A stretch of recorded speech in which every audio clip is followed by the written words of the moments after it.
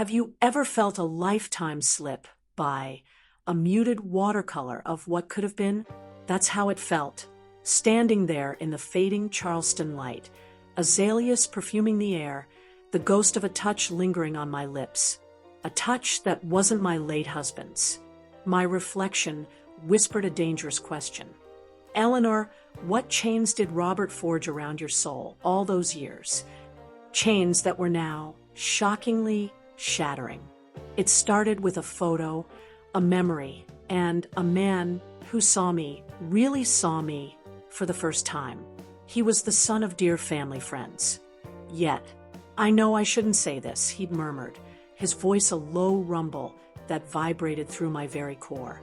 When I look at you, I just can't stop myself. You're so much more than I imagined. My heart felt like it was going to stop. I should say no, but I couldn't. His lips touched mine. That kiss was gentle. I felt desires I had suppressed come back. His hand moved to my waist. It was a moment of reckless abandon, a spark igniting a fire I thought long extinguished. And it all began, innocently enough, with a trip to the back room of my antique shop. Welcome to the Heartstrings and Scars, where we unravel the untold stories of love, betrayal, and the life-changing lessons they leave behind. If this resonates, give a quick like and subscribe. There's much more to this story, and you won't want to miss a single twist. I am 68, and the Charleston Charm antique shop, my late husband Robert's passion project, and now mine, felt more like a mausoleum than a business. 12 years. 12 years since Robert's heart, as rigid and unyielding as the antique grandfather clocks he so loved, had finally given out. I am a widow, yes, but more than that, I am a ghost haunting the edges of my own life. It was late afternoon, the golden hour casting long shadows across the polished mahogany floors. I'd finally decided to tackle the back room, a chaotic jumble of forgotten treasures and dust-laden memories. The very thought of it usually sent a wave of anxiety through me, but today, something felt different. The first box I opened held a photo album, its leather cover cracked with age. Flipping through the brittle pages, I found her, a younger Eleanor, beaming on a beach on the Outer Banks, a vibrant sundress clinging to her curves, a margarita in hand, laughter bubbling from her lips. She looked free. How long had it been since I felt that lightness? What happened with her? And then, a sound. The creak of the back door. I turned, heart leaping, to see him. Ethan, the son of the Millers, friends we'd known for decades. I hadn't seen him in 5 years. He was taller now, his shoulders broader, the hint of a playful smirk playing on his lips that reminded me, painfully, of a joy I'd long forgotten.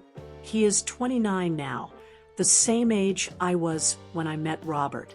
Surprise, he said, that Carolina drawl wrapping around me like warm honey. Looks like you could use a hand, Eleanor. I was about to refuse, to retreat back into my shell, but his eyes landed on the photo album. He reached for it, and I froze. What would he see in that image? A ghost of a woman he never knew, or something more? His gaze lingered on the photo, his expression unreadable. My stomach twisted. Did he see the wildness there? The spark that Robert had systematically, meticulously extinguished? This is you? His voice was soft, laced with a hint of awe. My wild years, I managed, a nervous laugh escaping my lips. Before everything. Impressive, he murmured, a slow smile spreading across his face. It's weird to think of you like this. Weird, maybe, but it was me. The real me, buried beneath layers of duty, obligation, and Robert's suffocating control. Ethan's presence, his attention, was stirring something within me, a dangerous, exhilarating cocktail of longing and regret. This isn't right, a voice whispered. He's so much younger. But another voice, stronger, bolder, countered. Is it wrong to feel alive? Let's get these boxes moved, I said, my voice surprisingly steady, closing the album with a decisive snap. But I knew, with a certainty that both thrilled and terrified me, that the photo, Ethan's gaze, and the storm brewing within me were about to change everything. Ethan stopped me, his hand gently resting on mine. We should really look at this, he insisted, half joking, half serious. It's unbelievable seeing you so young, vibrant, different. Come on. I hesitated. Not all the photos were innocent beach scenes. There were bolder ones, glimpses of a wilder Eleanor, a side I'd kept hidden even from myself. But the admiration in his eyes, the pull I felt towards him, made it impossible to refuse. Is it ever too late to reclaim your lost self? Even if it means crossing boundaries you never thought you would? Share your thoughts in the comments. All right, I conceded, a small smile playing on my lips. But some of these might be a bit much. Ethan chuckled, that deep, rumbling sound sending shivers down my spine. I'm sure everything's great, he said, settling beside me on the floor, his proximity sending a jolt of awareness through me. As we flipped through the album, the beach photos gave way to snapshots of my college years, nights spent in dimly lit clubs, dancing until dawn.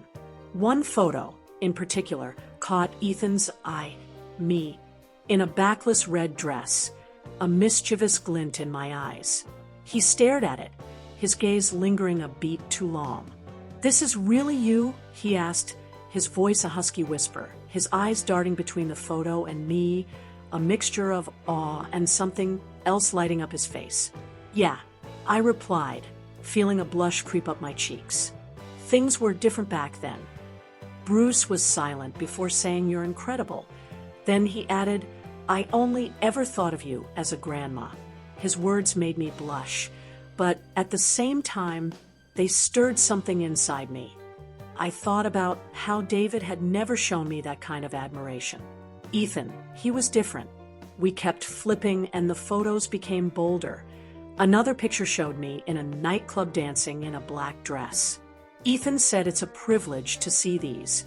Even when you were young, your beauty was breathtaking. David was a lucky man." The more I felt Ethan's attention, I realized there was a pull. He was like the kind of man I dreamt of. When we get to the last page, Ethan closes the album and turns to me. "Eleanor, you are extraordinary." It had been so long since anyone had looked or said things like that to me. The air between us grew heavier. Ethan's presence was making me feel young again. "Eleanor, after seeing these photos, you haven't aged a day." The compliment took my breath away. Even in my youth, I wasn't used to hearing that. "Thank you, Ethan, but I haven't lost touch with my desires." Ethan smiled, his green eyes locked on mine. "I can feel that. You're captivating." I couldn't help but let my eyes wander over his body. It's interesting hearing that from someone like you. David was never as exciting as I wished. Something was missing.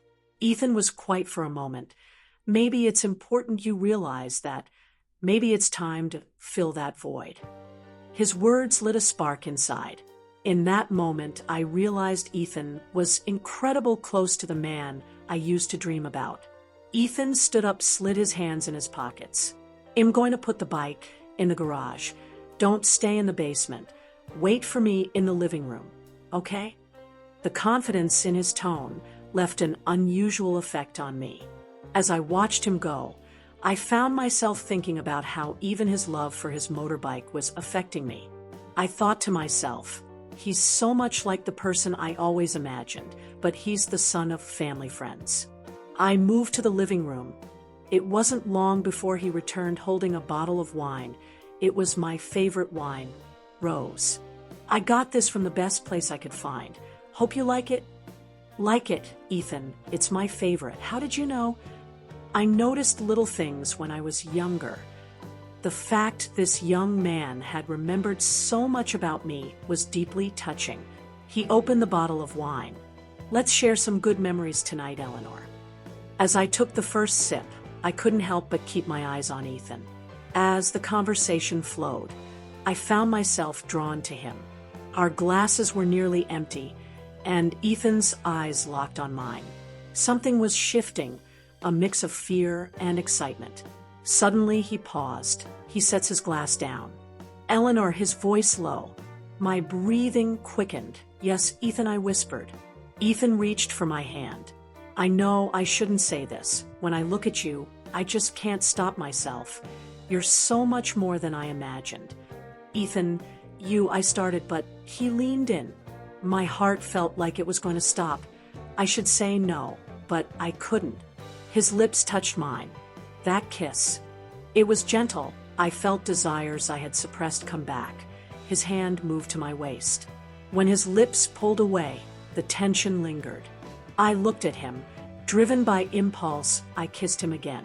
We lay side by side, his presence, his breath.